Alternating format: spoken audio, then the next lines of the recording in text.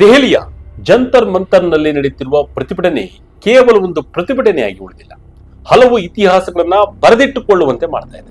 ಕೆಲವು ಘಟನೆಗಳು ಅಹಿತಕರವಾಗಿದ್ದರೂ ಕೂಡ ಕೆಲವು ಘಟನೆಗಳು ಮಾನವೀಯತೆ ಮೆರೆದಿವೆ. ಯುದ್ಧೋಪಪಾದಿಯಲ್ಲಿ ಹರಿದು ಬಂದು ಪ್ರತಿಭಟನೆಯಲ್ಲಿ, ಅದು ಕೂಡ ಪ್ರತಿಭಟನೆ ತೀವ್ರ ಸ್ವರೂಪ ಪಡೆದುಕೊಂಡಾಗ ಓರ್ವ ಯುವತಿ ಫೋಟೋ ಸಾಕಷ್ಟು ಕಥೆಗಳನ್ನು ಸಾರಿ ಸಾರಿ ಹೇಳುತ್ತಿದೆ. ನೋಡಿ ವೀಕ್ಷಕರೇ, ಈ ಫೋಟೋವನ್ನು ಒಮ್ಮೆ ಗಮನಿಸಿ. ಈ ಯುವತಿ ಸುಮ್ಮನೆ ಪೋಸ್ ಕೊಡಲು ಹೀಗೆ ನಿಂತಿಲ್ಲ. ಪ್ರತಿಭಟನಾಕಾರರನ್ನ ಬಂಧನದಿಂದ ಮುಕ್ತಿಗೊಳಿಸಲು ನನ್ನ ಮೇಲೆ ವಾಹನ ಹರಿದು ಹೋದ್ರೂ ಚಿಂತೆ ಇಲ್ಲ, ಆದರೆ ಬಂಧನ ಮಾಡಲು ಬಿಡಲ್ಲ ಅನ್ನೋ ಧೈರ್ಯದಲ್ಲಿ ನಿಂತಿದ್ದಾಳೆ. ಎಸ್ ನೋಡಿ, ಒಬ್ಬ ಯುವತಿ, ಎದುರು ಪೊಲೀಸ್ ವ್ಯಾನ್, ಸುತ್ತಲೂ ಪೊಲೀಸರು, ಮಳೆಯ ಮಧ್ಯೆ ಆಕೆ ಮಾತ್ರ ಒಂದು ಇಂಚು ಹಿಂದೆ ಸರಿಯಲಿಲ್ಲ. ಕೊನೆಗೆ ಪೊಲೀಸ್ ವ್ಯಾನ್ ನಲ್ಲಿದ್ದ ವಿದ್ಯಾರ್ಥಿಗಳನ್ನ ಬಿಡುಗಡೆ ಮಾಡಿದ ನಂತರವೇ ಆಕೆ ಅಲ್ಲಿಂದ ಸರಿದಿದ್ದಾಳೆ. ಈ ದೃಶ್ಯ ಈಗ ದೇಶದಾದ್ಯಂತ ಸಾಮಾಜಿಕ ಜಾಲತಾಣದಲ್ಲಿ ಹೆಚ್ಚು ವೈರಲ್ ಆಗಿದೆ. ಹಾಗಾದ್ರೆ ಆ ಧೈರ್ಯಶಾಲಿ ಯುವತಿ ಯಾರು? ಯಾಕೆ ಪೊಲೀಸ್ ವ್ಯಾನ್ ಮುಂದೆ ನಿಂತಳು? ಆಕೆಯ ಹಿನ್ನೆಲೆ ಏನು?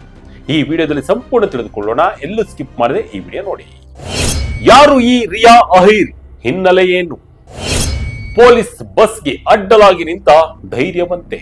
ದೆಹಲಿ ಜಂತರ್ ಮಂತರ್ನಲ್ಲಿ ವಿದ್ಯಾರ್ಥಿಗಳ ಪ್ರತಿಭಟನೆಗಳು ನಡೆಯುತ್ತಿದ್ದಂತೆ ಅದಕ್ಕೆ ಬೆಂಬಲವಾಗಿ ಮುಂಬೈನಲ್ಲೂ ಯುವಕರು ಮತ್ತು ವಿದ್ಯಾರ್ಥಿಗಳು ಬೀದಿಗಿಳಿದರು. ಪ್ರತಿಭಟನೆ ವೇಳೆ ಹಲವರನ್ನ ಮುಂಬೈ ಪೊಲೀಸರು ವಶಕ್ಕೆ ಪಡೆದು ಪೊಲೀಸ್ ವ್ಯಾನ್ಗೆ ಹತ್ತಿಸಿದ್ರು. ಅಷ್ಟರಲ್ಲಿ ಅಲ್ಲಿಗೆ ಬಂದ ಯುವತಿ ಒಬ್ಬಳು ಯಾವುದೇ ಭಯವಿಲ್ಲದೆ ನೇರವಾಗಿ ಪೊಲೀಸ್ ವ್ಯಾನ್ ಮುಂದೆ ನಿಂತು ದಾರಿ ತಡೆದರು. ಈ ಘಟನೆ ಕೆಲವೇ ನಿಮಿಷಗಳಲ್ಲಿ ಸಾಮಾಜಿಕ ಜಾಲತಾಣಗಳಲ್ಲಿ ವೈರಲ್ ಆಯಿತು. ಲಕ್ಷಾಂತರ ಮಂದಿ ಆಕೆಯ ಧೈರ್ಯವನ್ನ ಮೆಚ್ಚಿ ಪೋಸ್ಟ್ಗಳನ್ನ ಹಂಚಿಕೊಳ್ಳಲು ಆರಂಭಿಸಿದರು. ಆ ಯುವತಿಯ ಹೆಸರು ರಿಯಾ ಅಹೀರ್. 27 ವರ್ಷದ ರಿಯಾ ಅಹೀರ್ ಮುಂಬೈ ಮೂಲದ ನಟಿ, ಮಾಡೆಲ್, ನಿರೂಪಕಿ ಹಾಗೂ ಉದ್ಯಮಿ. ಆದರೆ ಈ ಒಂದು ಘಟನೆಯ ನಂತರ ದೇಶಾದ್ಯಂತ ಪರಿಚಿತ ಮುಖವಾಗಿ ಬದಲಾಗಿದ್ದಾರೆ. ಇನ್ಸ್ಟಾಗ್ರಾಮ್ ನಲ್ಲಿ ಸುಮಾರು 1 ಲಕ್ಷಕ್ಕೂ ಹೆಚ್ಚು ಫಾಲೋವರ್ಸ್ ಹೊಂದಿರುವ ರಿಯಾ ಸಾಮಾಜಿಕ ಮತ್ತು ರಾಜಕೀಯ ವಿಚಾರಗಳ ಬಗ್ಗೆ ಆಗಾಗ ತಮ್ಮ ಅಭಿಪ್ರಾಯವನ್ನ ವ್ಯಕ್ತಪಡಿಸುತ್ತಾರೆ.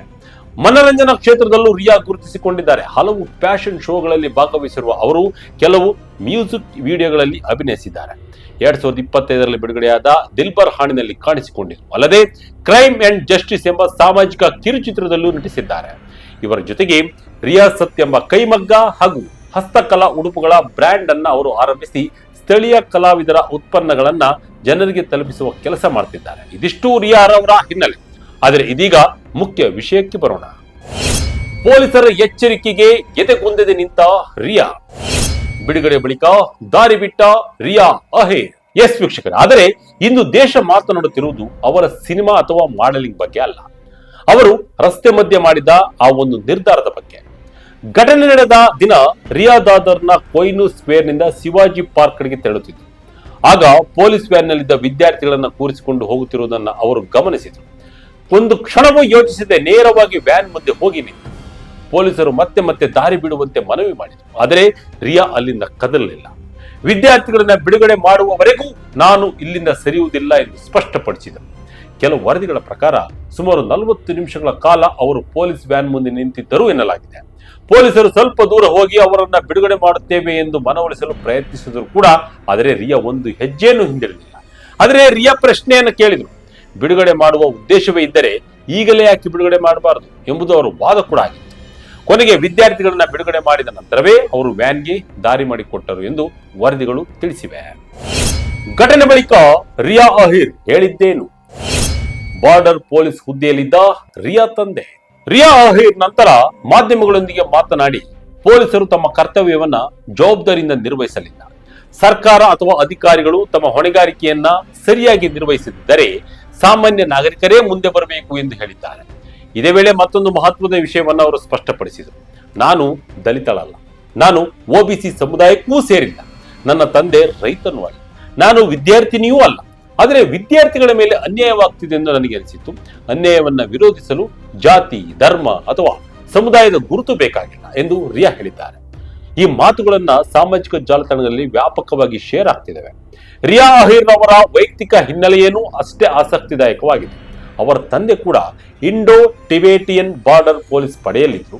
ಕುಟುಂಬದ ಇತರ ಸದಸ್ಯರು ಸಶಸ್ತ್ರ ಪಡೆಗಳಲ್ಲಿ ಸೇವೆ ಸಲ್ಲಿಸಿರುವ ಹಿನ್ನೆಲೆ ಇದೆ. ಧೈರ್ಯ ನನ್ನ ರಕ್ತದಲ್ಲೇ ಇದೆ ಎಂದು ರಿಯಾ ಸಂದರ್ಶನದಲ್ಲಿ ಹೇಳಿಕೊಂಡಿದ್ದಾರೆ.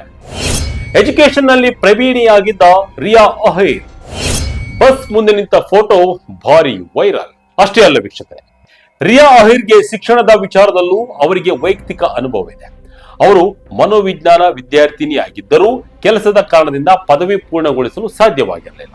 ಈಗ ಮುಂಬೈ ವಿಶ್ವವಿದ್ಯಾಲಯದಲ್ಲಿ ದೂರ ಶಿಕ್ಷಣದ ಮೂಲಕ ಇಂಗ್ಲಿಷ್ ಸಾಹಿತ್ಯವನ್ನ ಅಭ್ಯಾಸ ಮಾಡ್ತಿದ್ದಾರೆ.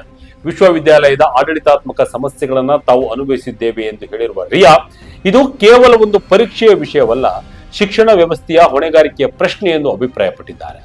ರಿಯಾ ಅಹಿರ್ ಅವರ ಫೋಟೋವನ್ನ ಹಲವರು ಸಿನಿತಾರೆಯರು ಹಾಗೂ ಸಾರ್ವಜನಿಕ ವ್ಯಕ್ತಿಗಳು ಸಾಮಾಜಿಕ ಜಾಲತಾಣಗಳಲ್ಲಿ ಹಂಚಿಕೊಂಡಿದ್ದಾರೆ. ಮಳೆ ಸುರಿಯುತ್ತಿರುವಾಗ ಗ್ರೇ ಬಣ್ಣದ ಹುಡಿ ಧರಿಸಿ ಪೊಲೀಸ್ ವ್ಯಾನ್ ಎದುರು ನಿಂತಿದ್ದ ಆ ಚಿತ್ರವನ್ನ ಹಲವರು ಶಾಂತಿಯುತ ಪ್ರತಿರೋಧದ ಸಂಕೇತ ಎಂದು ಬಣ್ಣಿಸಿದ್ದಾರೆ. ಆದರೆ ಇನ್ನೊಂದು ಕಡೆ ಈ ಘಟನೆ ಕುರಿತು ವಿಭಿನ್ನ ಅಭಿಪ್ರಾಯಗಳು ವ್ಯಕ್ತವಾಗಿವೆ. ಕೆಲವರು ರಿಯಾರವರ ಧೈರ್ಯವನ್ನು ಮೆಚ್ಚಿದ್ರೆ, ಇನ್ನು ಕೆಲವರು ಕಾನೂನು ಸುವ್ಯವಸ್ಥೆ ಕಾಪಾಡುವ ಸಂದರ್ಭದಲ್ಲಿ ಪೊಲೀಸ್ ಕಾರ್ಯಾಚರಣೆಗೆ ಅಡ್ಡಿಪಡಿಸುವುದು ಸರಿಯೇ ಎಂಬ ಪ್ರಶ್ನೆಯನ್ನು ಎತ್ತಿದ್ದಾರೆ. ಹೀಗಾಗಿ ಈ ಘಟನೆ ಸಾಮಾಜಿಕ ಜಾಲತಾಣದಲ್ಲಿ ಚರ್ಚೆಯ ವಿಷಯವಾಗಿದೆ. ಆದರೆ ಒಂದು ವಿಷಯ ಮಾತ್ರ ಸ್ಪಷ್ಟವಾಗಿದೆ.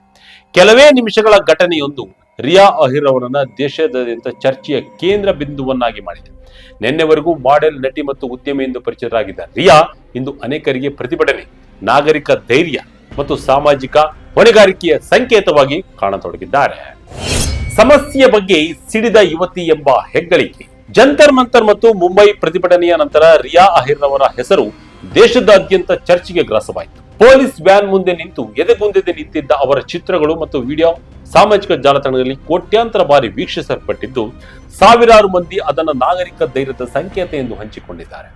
ಒಂದೇ ಘಟನೆಯ ಮೂಲಕ ಸಿನಿಮಾ ಮತ್ತು ಮಾಡೆಲಿಂಗ್ ಕ್ಷೇತ್ರದಲ್ಲಿ ಪರಿಚಿತ ಆಗಿದ್ದ ರಿಯಾ ಈಗ ಸಾಮಾಜಿಕ ಮತ್ತು ಸಾರ್ವಜನಿಕ ವಿಚಾರಗಳ ಬಗ್ಗೆ ಧ್ವನಿ ಎತ್ತುವ ಯುವತಿ ಎಂಬ ಹೊಸ ಗುರುತನ್ನು ಪಡೆದುಕೊಂಡಿದ್ದಾರೆ.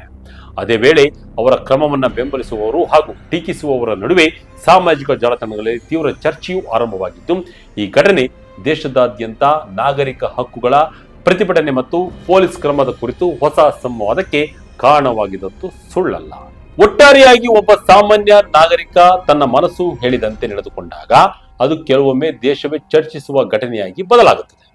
ರಿಯಾ ಅಹಿರ್ ಅವರ ನಡೆ ಇತಿಹಾಸದಲ್ಲಿ ಹೇಗೆ ದಾಖಲಾಗುತ್ತದೆ ಎಂಬುದನ್ನು ಕಾಲವೇ ನಿರ್ಧರಿಸಿಲ್ಲ. ಆದರೆ ಒಂದು ವೈರಲ್ ವಿಡಿಯೋ ಅವರ ಬದುಕಿನ ದಿಕ್ಕನ್ನೇ ಬದಲಾಯಿಸಿರುವುದಂತೂ ಮಾತ್ರ ನಿಜ. ಪ್ರಜಾಪ್ರಭುತ್ವದಲ್ಲಿ ಪ್ರತಿಭಟನೆ ನಡೆಸುವುದು ನಾಗರಿಕರ ಹಕ್ಕು. ಅದೇ ಸಮಯದಲ್ಲಿ ಕಾನೂನು ಸುವ್ಯವಸ್ಥೆ ಕಾಪಾಡುವುದು ಪೊಲೀಸರ ಕರ್ತವ್ಯ. ಈ ಎರಡರ ನಡುವಿನ ಸಮತೋಲನವೇ ಯಾವುದೇ ಪ್ರಜಾಪ್ರಭುತ್ವದ ದೊಡ್ಡ ಶಕ್ತಿ. ರಿಯಾ ಅಹಿರ್ ಅವರ ನಡೆ ಕೆಲವರ ದೃಷ್ಟಿಯಲ್ಲಿ ನಾಗರಿಕ ಧೈರ್ಯದ ಸಂಕೇತವಾಗಿದ್ದರೆ, ಇನ್ನು ಕೆಲವರ ದೃಷ್ಟಿಯಲ್ಲಿ ಅದು ಪೊಲೀಸ್ ಕಾರ್ಯಾಚರಣೆಗೆ ಅಡ್ಡಿಯಾಗಿತ್ತು ಎಂಬ ವಾದವೂ ಕೇಳಿ ಬರ್ತಾ ಇದೆ. ಆದರೆ ಈ ಘಟನೆಯು ಒಂದು ಮಹತ್ವದ ಪ್ರಶ್ನೆಯನ್ನ ಸಮಾಜದ ಮುಂದೆ ತಂದಿದೆ.